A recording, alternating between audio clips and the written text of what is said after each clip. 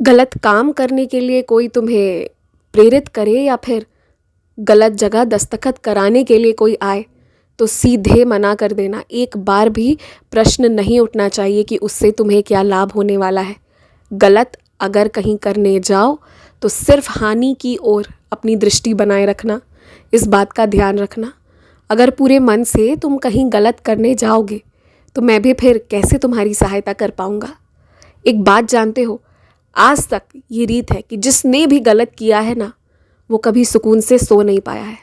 और फिर अगर गलत से सच में किसी की ज़िंदगी चली गई तो सोचो क्या होगा। क्या तुम खुद को माफ़ कर पाओगे? इसलिए गलत लोगों से और गलत काम से हमेशा दूर रहना, चाहे उसके लिए तुम्हें थोड़ा सा नुकसान ही क्यों ना उठाना पड़े। उस नुकसान के बदले हज़ारों लाखों करोड़ों आशीर्वाद तुम्हें दूंगा मैं।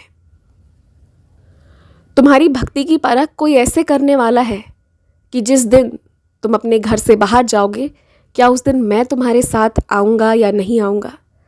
तो तुम देखो, तुम निश्चिंत रहना।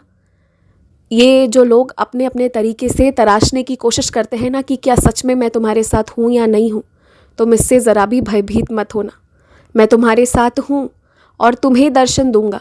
लेकिन इस बार उन लोगों को समझ नहीं आएगा जो बार बार तुम्हारी भक्ति की परीक्षा लेते हैं, क्योंकि तुम्हारी भक्ति की परीक्षा लेने का हक मैंने किसी को नहीं दिया है। यहाँ तक कि जब भक्ति की परीक्षा होती है ना, तो मैं तुम्हारे साथ खड़ा हो जाता हूँ ताकि हम साथ मिलकर इस परीक्षा को अच्छे से दे सके। तो फिर ऐसे में ये हक किसी और को मैंने दिया ही नहीं है।